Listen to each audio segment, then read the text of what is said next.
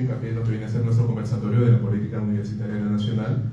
Y en este caso has tocado muchos puntos muy interesantes, sobre todo por el hecho de que no se requiere un partido político estudiantil para hacer cambios dentro de la universidad, sino que uno mantiene esa semilla de ayuda, de generar cambio, y no solo se queda dentro de la universidad, sino trasciende a otras instancias a nivel nacional, como el claro ejemplo de la congresista Sigrid Bazán, a quien le doy el pase para que nos dé unas palabras. Un fuerte aplauso, por favor.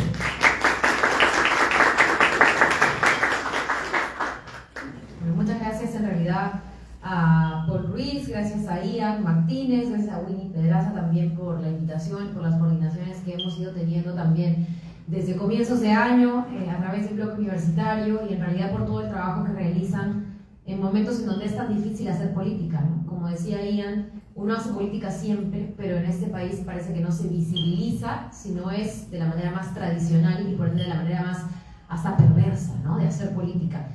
Y de repente también poner una cuota de diversidad en la mesa, en tanto yo sí creo en los partidos políticos, no digo que sean necesarios, totalmente de acuerdo. Yo creo que formas de hacer política a través de las dirigencias estudiantiles, de los colectivos, del arte, de la música, de la literatura, pero también creo firmemente en la apuesta por un partido político, en la apuesta por una visión de país. Y yo creo que aquí es valioso acotar esto, porque como bien se ha mencionado, estamos hablando de distintos temas que al mismo tiempo competen a cada uno de los estamentos de la sociedad que están presentes, en particular en las comunidades universitarias, en particular en esta casa. Lo que decía un poco el decano Tarazona, a quien yo también agradezco, junto con los maestros, por recibirnos en su auditorio y en este espacio. Ellos hablan, y se habla también desde la perspectiva, por ejemplo, curricular, de calidad educativa. El día de ayer hemos aprobado 4 dictámenes en la Comisión de Trabajo, que justo le contaba el decano, presidimos ahora, uno de ellos a favor del docente, ¿no?, y con respecto también a la carrera pública magisterial. Entonces, frente al cual también hay mucho debate, hay mucha iniciativa, pero estamos tratando de encauzar derechos para finalmente todos y todas los maestros del Perú, del país. Y estos estamentos que componen la comunidad universitaria son un poco los estamentos o los sectores con los que vamos a lidiar en nuestra vida diaria fuera de nuestra casa de estudios. Yo siempre decía en la universidad, porque como decía, yo también he sido representante estudiantil en la Pontificia Universidad Católica, yo he sido presidenta del Centro Federado de mi facultad, en este caso de General en Letras, en el 2009, he sido cogobierno, representante estudiantil ante la Asamblea, años después, y luego he sido presidente de la Federación de Estudiantes. Entonces, para nosotros siempre decir que eso era un ensayo de ciudadanía, decir que eso era también de alguna manera incidir, ¿no es cierto?, en la comunidad en la que vivimos, estudiantil, universitaria, pero que eso, ese germen, esa semilla, como decía Paul, teníamos que llevarla también al cambio para con nuestra comunidad vecinal, en donde vivamos, en donde estemos, para con nuestra ciudad, finalmente algo que tiene o pueda tener impacto para todo el país. Y particularmente en el caso de lo que mencionaba el decano, que es el derecho a la educación, ¿no? Como yo les comentaba ayer, tuvimos un pequeño debate en uno de los predictámenes que expusimos sobre cómo es tan importante hablar del derecho a la educación, que es un derecho, no un servicio, no un favor, no un privilegio, y que es un derecho de esos pocos que tienen un efecto multiplicador, ¿no? Es un derecho que permite incluso el poder ejercer plenamente otros derechos, ¿no? El derecho de aprender, el derecho de enseñar, de alguna manera desarrollar nuestros aspectos o todas nuestras características, ¿no es cierto?, de nuestra personalidad en este tipo de espacios en donde también decíamos, cuando éramos más jóvenes, algunos estudiantes con los que activamos juntos en la Universidad Católica, que la universidad no pase por nosotros, ¿no?, y nosotros no pasar por la universidad, sino finalmente entender que es parte de un todo y es parte de una sociedad desigual, es parte de una sociedad injusta, es parte de una sociedad y de un sistema político como es el peruano, donde la autoridad, ¿no es cierto?, está lejísimos. Nosotros, y yo para ir aterrizando en algunos puntos que yo quisiera abordar antes de repente comentar algo más coyuntural, algo más de los aspectos ya más de reforma política que estamos trabajando en el Congreso, que seguramente también serán de gran interés, el tema de los maestros como agentes de cambio social, el tema de los dirigentes estudiantiles como ciudadanos, ¿no es cierto?, en pleno ejercicio de sus derechos. Sí quisiera mencionar algunas cosas concretas porque lo que se reproduce aquí se reproduce no solo en otras universidades, sino en el país. Yo misma he enviado por lo menos 4 oficios, con todo el respeto decano, a su rectora, a la rectora de esta universidad. De los 4, 1 me han respondido. Me parece que un par son de SUNEDU y por lo menos 3 son a la universidad, para serles más justas con los números y los papeles que los tengo acá todos para acordarme, porque no les voy a decir algo que no esté firmemente o concretamente con mi firma materializado. Y el primer oficio, porque recuerdo que nos reunimos, ¿no es cierto?, en mi despacho, yo les dije también en algún momento tenía que venir, y estoy haciendo un poco justicia a eso que se conversó, fue para pedir este tema de la presencialidad. Fue con el bloque universitario, estuvo la UNAC, estuvieron otras universidades públicas, privadas, etc.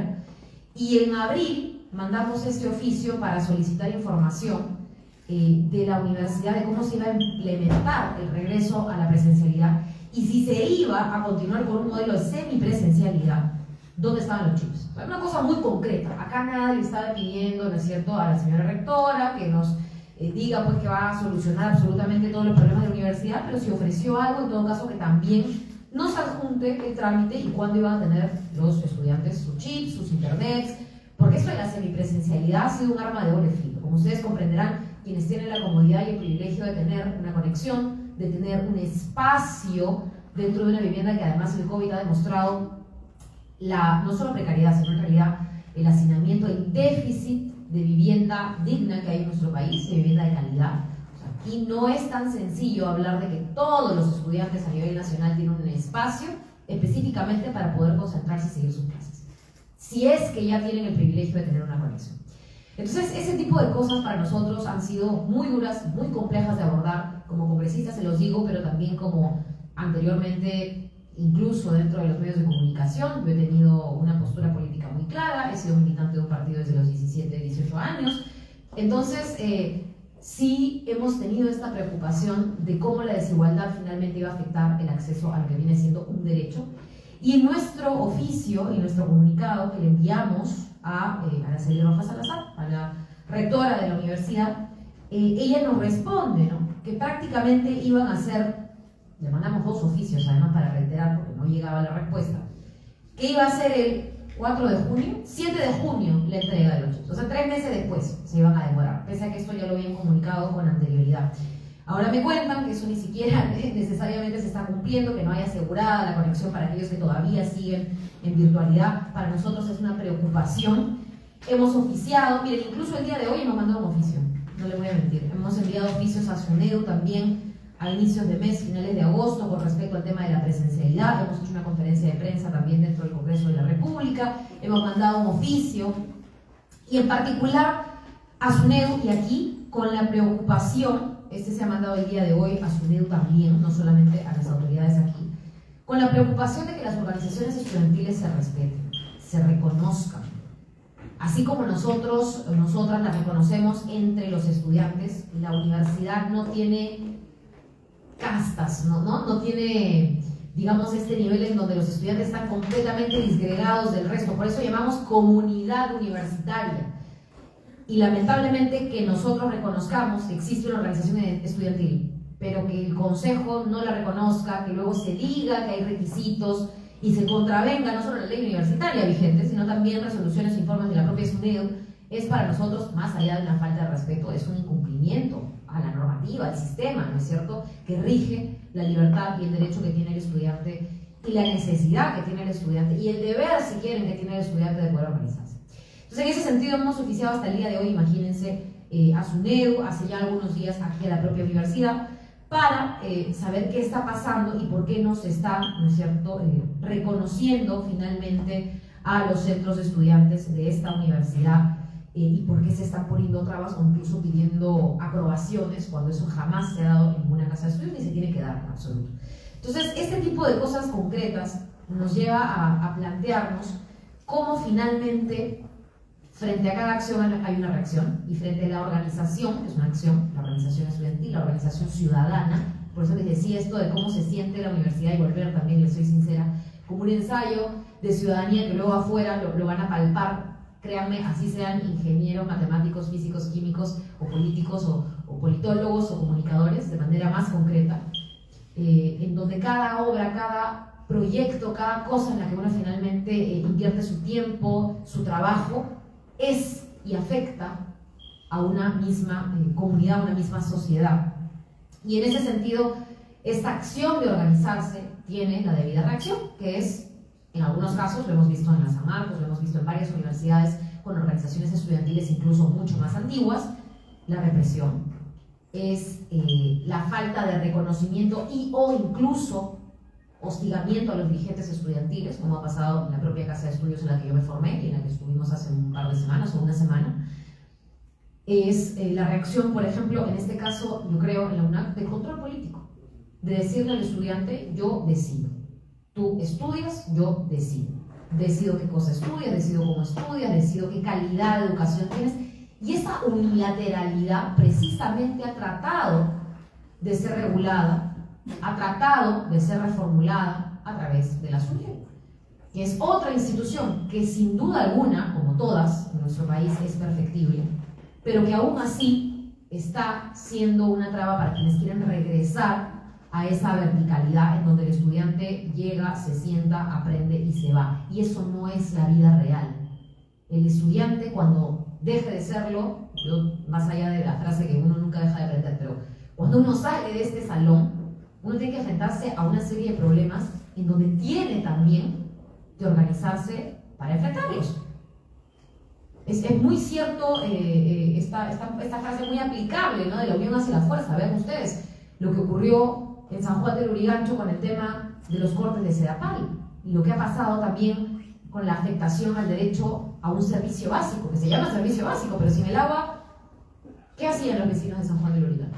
Se organizaban. Eso, por ejemplo, es un ejemplo de un caso ni siquiera político. O sea, acá no importaba absolutamente nada. Ha sido hace algunos años, pero hemos tenido la misma problemática el año pasado, a finales del año pasado, hasta el día de hoy no hay solución para lo que pasa en la avenida Tucilo. Bueno, eso es un caso de San Juan del Urigancho que yo les comento, lo estamos viendo y lo hemos visto en la Comisión de Vivienda desde el año pasado.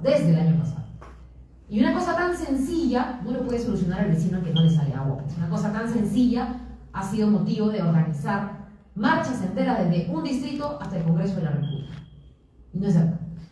Entonces, sí quería comentarles la necesidad, la importancia, no solamente para generar el cambio, sino porque es algo a lo que uno se enfrenta en la vida real.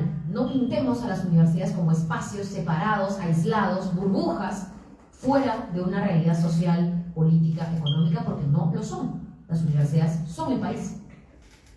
Entonces, en esa visión, lamento, y lo hemos dicho en nuestros comunicados, y estamos aquí para trabajarlo con ustedes. Yo por eso valoro tanto que sean los dirigentes y de alguna manera los estudiantes los que han estado afuera del Congreso y los que han estado reuniéndose también con nosotros, con congresistas, para gestionar este tipo de cambios, porque este control político finalmente termina siendo una represión encubierta, ¿no? El pedirles, el solicitarles, el empapelarlos, los procesos disciplinarios que vengan después o vienen después.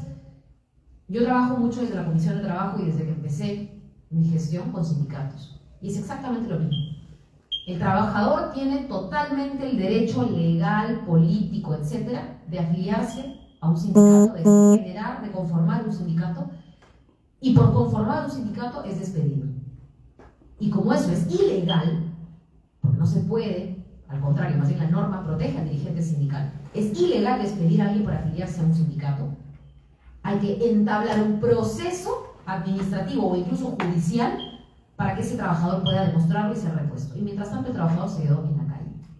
Lamentablemente estamos en un país en el que se privilegia la falta de respeto, el incumplimiento a la ley, aunque no lo crean, en casos en los que se protege o se busca proteger la organización social. Y eso ha empezado a pasar con los dirigentes estudiantiles y se ha recrudecido en un momento de pandemia en donde, discúlpeme que lo diga con tanta franqueza, pero se ha aprovechado que los estudiantes también, como todo ciudadano, se han quedado en sus casas, se ha detenido o en todo caso se ha, digamos, complejizado, ¿no es cierto?, el dictado de clases, etcétera, y han empezado a salir diversas normativas, diversas modificaciones, el código o el reglamento disciplinario, el proceso al alumno o a la alumna, etcétera, etcétera, etcétera. Entonces nosotros hemos planteado, porque yo creo que este es un trabajo para nosotros como congresistas que nos interpela de manera directa, tanto legislativo como político, sin duda también fiscalizador, por eso nuestros papeles, ¿no? Aunque yo Les voy a ser sincera, me gustan los papeles, pero al mismo tiempo sé que son simples papeles. Pero ese es también parte de nuestro rol fiscalizador. Pero yo creo, por sobre todas las cosas, en nuestro rol político, como congresistas se los digo, y ustedes también juegan parte de ese partido, digamos. Partido me refiero al juego, ¿no es cierto?, que estamos tratando aquí de hacer para solucionar esta problemática, no solo de la presencialidad, ¿no? Está el tema del reconocimiento de los centros estudiantiles, está el tema, por ejemplo, de la infraestructura, de la propia UNAC y lo que ha pasado con el licenciamiento, que bien mencionaba también el compañero, lo que ha ocurrido y lo que está ocurriendo en medio de un intento de contrarreforma universitaria, etcétera, etcétera, etcétera. Pero el papel que jugamos político es muy importante y creo que aquí es donde se construye, ¿no? Este tipo de acciones de poder enfrentar a una universidad que, y lo digo con todas sus, digamos, nuevamente con toda la transparencia, ¿no?, y sin miedo alguno, ni siquiera puede facilitar a los estudiantes para poder conseguir un espacio para hacer algún tipo de charla, evento, ¿no es cierto?, convocatoria, cuando, y si me pongo legalista, o sea, el principal derecho constitucional es el derecho a poder agruparse libremente, tanto fuera como dentro de la universidad, como dentro de cualquier establecimiento. Entonces, ese tipo de cosas a mí me tocan, ¿no?, cierta sensibilidad. Nosotros hemos tenido que incluso, tomando de la mano, rodear toda la católica en contra de un señor cardenal que, con todo respeto, debió entender que en su momento era cardenal, no era dueño de la universidad, ni dueño del estudiante. Entonces, ese tipo de cosas, ¿no es cierto?, en donde finalmente hay una verticalidad y no se comprende que la comunidad está hecha, ¿no es cierto?, de todo lo que le integran, no solamente de una persona que dice cómo debe ser. Por eso yo aquí saludo que en este espacio yo, por ejemplo, no vengo a decirles cómo organizarse, ¿no? Yo más bien vengo a decir, o a poner, ¿no es cierto?, algún tipo de esfuerzo de cómo hacer más fuerte esa organización, que yo entiendo en algunas universidades como esta es mucho más, o está mucho más debilitada por la falta de interés, por la desidia, por, no lo sé, ¿no?, o por el interés personal, de repente, de algunas autoridades que simplemente no están viendo el interés colectivo, que es el principio rector de la universidad. O sea, yo, por ejemplo, particularmente me opongo con que hay universidades con fines de lucro. O sea, este tema para mí de lucrar con la educación es un poco perverso. Y ese es un tema de debate constitucional, es un tema de debate político y es un tema que, por cierto, genera mucha polémica. Pero dentro de lo que hemos ido avanzando, y luego de esta campaña por una presencialidad real, por una presencialidad con derechos, por una presencialidad para todos, de manera equitativa, hemos seguido, digamos, tratando de recoger algunas de las problemáticas o preocupaciones, ¿no? Sabemos, y vamos a, digamos, tratar de hacer las gestiones correspondientes, pero creemos que en ustedes está el trabajo político, al que hacía mención. Está pendiente el tema de la residencia universitaria, aquí en UNAC. Sabemos que está pendiente el tema de Chucuito, como mencionaba el compañero, ¿no es cierto?, de los laboratorios, porque una cosa es que se haya cerrado en el marco de una reforma universitaria por la mejora, ¿no es cierto?, de estas instituciones, de estos predios, de estos espacios, de los instrumentos de laboratorio en sí, y otra cosa muy distinta es que se haya cerrado y se cierre, pues, ¿no?, y listo, cerramos, entonces lo siento, piña, tu carrera queda trunca, no hay carrera, etc. O no se completa, digamos, eso. Aquí la universidad ha cerrado porque no están las condiciones, y la responsable de dar esas condiciones es la universidad. Se ha cerrado para corregir, no se ha cerrado para sepultar la posibilidad, ¿no es cierto?, de que el estudiante tenga acceso a un espacio, a instrumentos, a materiales, a clases que le permitan, ojo, no solamente al estudiante, al maestro, ¿no es cierto?, enseñar este tipo de cosas que requieren indispensablemente esos espacios. Ese ha sido el gran reto de la pandemia, del COVID, de la virtualidad que se quiso instaurar, pero ahora, creo yo, no hay excusas. Y se ha tenido un periodo para también, de manera seguro progresiva, porque nadie va a implementar un laboratorio de un día para otro, de una semana para otra, pero de manera progresiva o a través de un plan, ¿no es cierto?, trabajar en qué momentos, bajo qué cronogramas, bajo qué presupuestos, sin duda, pero qué se va a hacer. Yo, hasta donde tengo la información, y también le hemos solicitado, no hay. O sea, aquí el laboratorio o los laboratorios Chucuito se han dejado morir, ¿no? Y el tema de la residencia universitaria, donde ya sabíamos y nos habían comentado los compañeros, ¿no? O sea, ya tenían, ¿no es cierto?, estas precariedades evidenciadas por los estudiantes, no había luz, qué sé yo. Eso tampoco se ha debido, pues, dejar pasar. Yo creo que está en ustedes esta parte, así como yo les decía, acá hay fiscalización, acá hay representación, acá hay parte legislativa, esta parte política. Y aquí los estudiantes, y yo ni María, y me expreso de esta manera siempre por la relación que yo he tenido con el sindicato de la Pontificia Universidad Católica, con los maestros que han marchado conmigo, miren, temas como el baguazo, hasta temas universitarios con respecto al tema y el manejo de los sitios, ¿no es cierto?, digamos, del cardenal y de la iglesia, ¿no es cierto?, dentro de la Asamblea Universitaria de la Universidad. O sea, esta sinergia, ¿no?, porque finalmente esas cosas afectan a todos, a maestros y estudiantes por igual, debe llamar a que la comunidad se movilice. No estoy pidiéndole a la rectora que se movilice, no creo que lo haga, pero estudiantes, maestros, trabajadores sindicalizados, administrativos, etcétera, que tengan, ¿no es cierto?, esta conciencia de que la problemática finalmente nos afecta a todos. Solo que estamos acostumbrados, ¿no?, y nos acostumbran, y creemos que es normal, y nos es difícil, porque yo lo comprendo, es difícil salir de la zona cómoda, de la zona de costumbre, ¿no?, de que uno va todos los años, bueno, cada 5 años, vota, se va a su casa y tiene que esperar 4 años más. Luego uno va, trabaja, marca tarjeta y luego va a su casa a esperar que le paguen. Luego va al Congreso, discúlpeme que haga esta expresión, pero yo lo he visto, va al Congreso, marca su voto, no sabe por qué, se va a su casa de nuevo y espera, ¿no es cierto?, su gratificación. No es así. O en todo caso, no vamos a salir del momento crítico en el que estamos, política, socialmente, etcétera, económicamente, si seguimos con esto. No sé si ustedes han visto el video de Pink Floyd, porque ya estoy muy vieja, pero no sé si han visto ahí cómo caminan todos cual robots, ¿no es cierto? Pasan por la prensadora, salen como chorizo, disculpen de carne, ¿no? Como todo se procesa y todo es una máquina y aquí no hay forma de cambiar el circuito. Ya, nosotros somos seres humanos, no somos robots, no somos máquinas, no somos un pedazo de carne con huesos. Entonces, ese tipo de inercia es a la que nos enfrentamos y es por la cual yo vengo aquí a dar el principal mensaje de que la organización política es el punto principal, el eje del cambio. Yo puedo proponer un proyecto de ley, voy a tener que convencer a todos mis mejores amigos congresistas a que voten por él. Pero créanme, y lo hemos visto ayer en la Comisión de Trabajo, y lo hemos visto hace 3 o 4 plenos atrás, donde hemos votado leyes muy controversiales, y hemos tenido a las organizaciones sociales fuera. Y les hablo con total sinceridad, aquí nadie daba un sol por las ollas comunes. Nadie.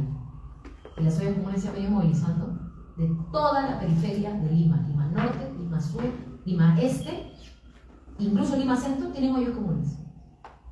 Y todas han venido al Congreso de la República a querer tumbarse la reja porque no daban más y porque tienen que vivir de la calidad de la gente. Cuando la alimentación no es calidad, la alimentación es un derecho y sin alimentar a las personas, la gente se muere o duerme con hambre. Yo no sé qué es peor. Tenerte a ti misma, morir de hambre para que tu hijo de repente no duerma con tanta hambre. O sea, es atroz. Y esa sensibilidad, a veces, o uno nunca la despierta, porque yo creo que hay gente, lamentablemente he tenido la desgracia de toparme con gente sin corazón, se lo voy a decir muy frontalmente también, pero yo creo que hay gente que sí, que tiene sensibilidad dormidísima, así pero anestesiada. Hay que despertarlo. Y yo les digo, a mí no me gusta ver a las señoras de 50, 60 años marchando desde sus distritos hacia el Congreso, no me gusta. Yo no voy feliz a acompañar la huelga de un sindicato con trabajadores que están un domingo frente a UOM, diciéndole, UOM, págame, porque yo he trabajado en pandemia y mi esposa acaba de fallecer. No lo hago feliz, lo hago preocupada. Pero en este país, lamentablemente, si no se hace, no se aprueba, no se debate, no se toca. La autoridad no lo ve, porque la autoridad no se mueve, no camina, no cumple, no ejerce, no conoce su labor de representación, incluso no conoce su lugar por el cual ha sido, el lugar por el cual ha sido elegido. Ustedes ya lo verán ahora en las elecciones que están hermosas, los candidatos electorales a los distintos distritos de Lima, incluso gobiernos regionales en el país, como no, el esposo o la esposa del candidato está postulando por el otro distrito y el que fue alcalde aquí está postulando para ser alcalde allá, ¿no es cierto? Ese tipo de cosas nos llaman un poco a organizarnos, a conformar, yo no sé si partidos políticos, yo no sé si colectivos ciudadanos, yo no sé si juntas vecinales, pero organizarnos, porque todas estas cosas nos afectan a todos. Y cada calle picada, cada buzón reventado en donde el niño se cayó al día siguiente, todo eso nos afecta a diario. Y bajo esa responsabilidad hay un ser político responsable, hay un ciudadano que se lavó las manos. Y es terrible pensar en eso. Y como dice la conocida frase de Mayo Francés, ¿no? ¿Cómo poder dormir después de haber abierto los ojos, después de haber visto esto? La única vía es darle solución, y la única solución, lamentablemente, la hacemos en conjunto o no se da. O eso es al menos lo que yo he aprendido en los logros que hemos tenido, porque yo les cuento con alegría, nosotros en la organización de la Universidad Católica, que puede parecer, y se dice, además es una de las mejores universidades del país, hay mucha desigualdad, hay mucha discriminación, muchísima discriminación. Y las pocas victorias que hemos tenido, las hemos tenido gracias a la unión de los estudiantes. Y sí, han sido pocas porque no ha habido más organización. Y yo les aseguro, de fortalecerse eso, yo creo que vamos a tener más cosas. Todo el mundo me habla a mí y comentando un poco lo que decía el decano, ¿no? Sí, la coyuntura está tan difícil, tenemos tantos gabinetes, tantos ministros, tantos presidentes del Congreso, porque hemos cambiado también a un presidente del Congreso en 2 meses, menos, que uno se pone a pensar, ya, pues adelantemos elecciones, perfecto. Yo tengo una carrera universitaria, me buscaré un trabajo, feliz, ahí mandaré mi currículum, qué sé yo. Pero adelantamos elecciones y ¿quiénes se van a postular? De repente aquí algunos me dirán, no, es que mi candidato pues era Forsyth, ¿no? No, mi candidato era no sé quién más postulaba. Oresti, y bueno, Oresti está de alcalde, Forsyth también está de alcalde. La Vero presidente. Verónica, bueno, no sé, no hay mi candidato. Pero honestamente, tenemos la misma oferta política que rechazamos porque en la segunda vuelta fue entre la señora Keiko y el actual presidente. Entonces, si no mejoramos esa oferta política, por eso también a veces es doloroso admitirlo, porque tenemos un modelo de partido al que miramos y decimos qué desastre, los partidos políticos en Perú no se pueden llamar partidos. Pero si no tenemos una oferta política distinta, discúlpenme, yo estaré tranquila, peleando, haciendo las cosas de la mejor manera posible en nuestro trabajo, pero no vamos a tener, es cierto, autoridades distintas. Entonces los partidos políticos juegan también un papel, juegan también un rol. Y si es que no es nuestra apuesta, con total validez, de repente sí, y nuestro deber es estar informados, es compartir esa información, y es finalmente por jugársela en el juego político, valga la redundancia. Yo soy una gran activista de, no sé cómo se podría llamar esto, pero de tomar postura, compañeros, compañeras, alumnos, maestros. Yo me frustro mucho cuando tengo que votar el botoncito amarillo. Yo prefiero siempre decir, o lo aprobamos o no lo aprobamos. O votamos por alguien, o votamos por alguien. El mal menor, el mal peor, el mal mejor, no lo sé.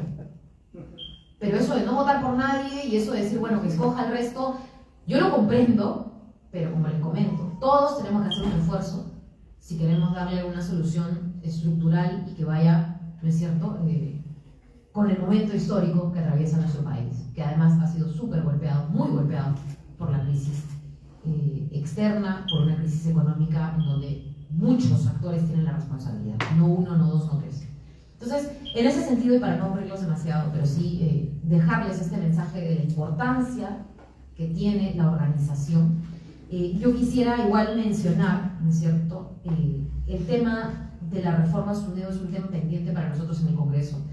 Nosotros sabemos que hay aquí autoridades, en particular la rectora, si no me equivoco, que ya ha expresado adelantada opinión sobre el tema del regreso, ¿no es cierto?, una suerte de ANR, estas cosas que hay un sector de congresistas que también promueve, un sector de gobierno que también promueve, un sector que no es mi sector, concretamente, pero es un tema que sí queremos evitar que sobre todo las cosas, y estando aquí dirigiéndome a ustedes, tengo que decirla, repercuta en la organización estudiantil.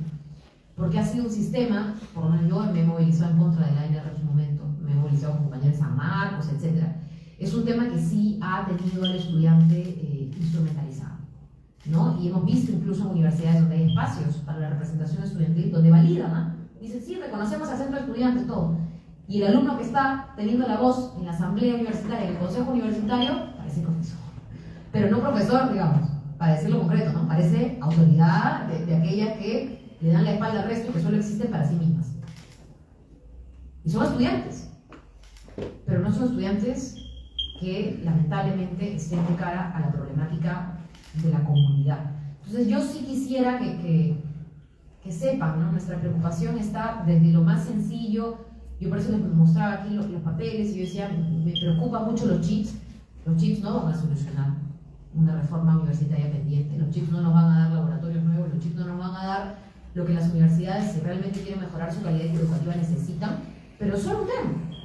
Y de la misma manera que abordamos este tema tan concreto, tenemos que abordar el regreso a la presencialidad, que es más complejo, tenemos que abordar el tema de la libertad de organización, ¿no es cierto?, de ejercer los plenos derechos que la ley universitaria, la constitución política del Perú, los informes, 8.000 informes de la SUNEDU, ¿no es cierto?, acreditan, garantizan, y que por una arbitrariedad y por una opinión de una autoridad que no es eterna, porque aquí todos somos aves de paso. Yo, a mis casi 2 años como congresista, me iré, ¿no es cierto?, y vendrá alguien más, ojalá sea un joven más, que también pueda empujar algunas de las cosas buenas que dejemos. De igual manera, la señora rectora tendrá que irse, pero no puede ella, ni ninguna otra autoridad, ni yo, manejar, por ejemplo, mi espacio, la comisión que dirijo, el Congreso, como se me da la gana, igual las autoridades universitarias. Tenemos que entender, ¿no es cierto?, no solamente las reglas, sino también entender que las mejoras para la comunidad tienen que ser para todos. Y esa discriminación que yo les digo, hemos visto muy de cerca, aquí lamentablemente es, no digo aquí solamente en la Universidad Nacional del Callao, sino en general, en muchas universidades de nuestro país, es la norma. O sea, discriminar está totalmente normalizado. No solamente hablo de discriminación, no sé si ustedes imaginarán racial, qué sé yo, no, yo hablo de discriminación de una total arbitrariedad. Para este grupo sí los chips, para este grupo no. Yo he visto casos de universidades así, no me dejarán mentir los compañeros del bloque universitario que han escuchado, otros casos, otros testimonios. Para él la facilidad, para él no. Para este estudiante, ¿no es cierto?, que así, para él le abrimos proceso disciplinario porque quiere ser dirigente o es dirigente, a él no. Y ese tipo de cosas generan también fricciones, ¿no?, enemistades, cuando en realidad el ambiente de la comunidad universitaria tiene que ser un ambiente colaborativo, como lo es cualquier ambiente laboral cuando uno empiece a trabajar. No un ambiente de confrontación, que incluso en el aspecto laboral, ya verán ustedes más adelante, algunos empleadores fomentan. Y es una pena que eso se permita. Entonces, para cerrar, compañeros, compañeras, autoridades en general aquí, yo quisiera decirles que nuestro trabajo es para todos, para todas. Nuestro trabajo tiene que ser escuchándolos. Yo invito a que este diálogo a partir del bloque o con los compañeros particularmente continúe y que ojalá nuestros esfuerzos puedan tener un reflejo en la organización política de la universidad. No es, digamos, porque a veces uno lo ve como una inversión, ¿no? Todo lo ve como una inversión. Yo me acuerdo en la Universidad Católica todos decían, bueno, yo me postulo porque va a ir a mi currículum. No es eso, no es así. O sea, para quienes tienen hermanos, hermanas, para quienes han visto más pequeños de repente, esto se trata de dejar una huella, ¿no?, en un espacio en el que nos vamos a volver a encontrar más adelante, un espacio similar al espacio en el que uno va a trabajar, un espacio similar en el que uno se va a desarrollar, una sociedad de la cual uno es parte, como les decía.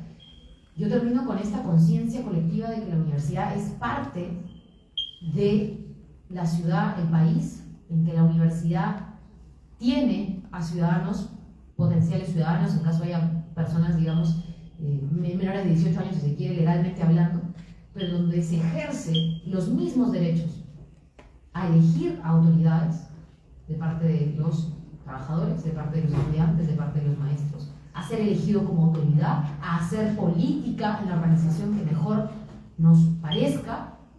Si mi organización es un colectivo artístico, pues tengo derecho a reunirme, a sacar un salón y hacer una actividad. Si mi organización política es un partido político, pues tendré derecho a hacer una actividad.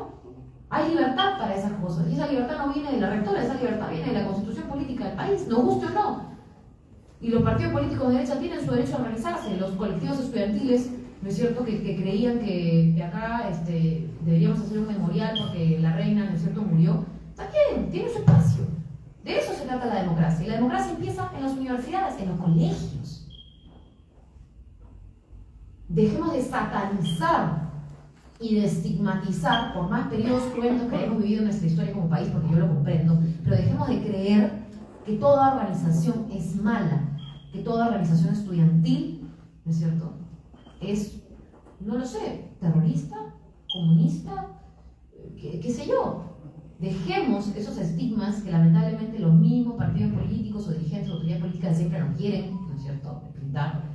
Y demostremos, en realidad la organización estudiantil lo que busca es el bienestar, la mejora, la calidad, la integración ¿no?, entre los propios estudiantes y con el resto de la comunidad. Yo por eso estoy muy contenta de tenerlos ustedes acá, de tener a los maestros acá, de tener al decano.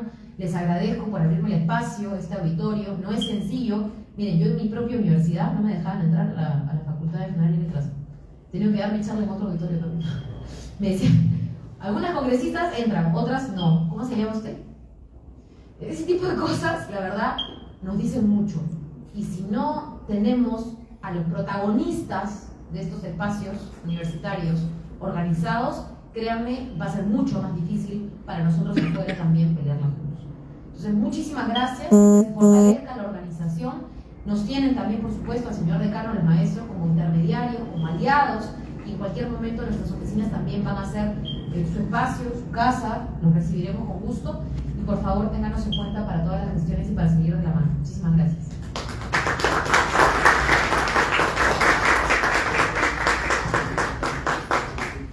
Muchas gracias, congresista Bazán, por esta gran reflexión sobre la libertad a organizarse, el derecho que tenemos como estudiantes a organizarnos libremente, sin restricción alguna.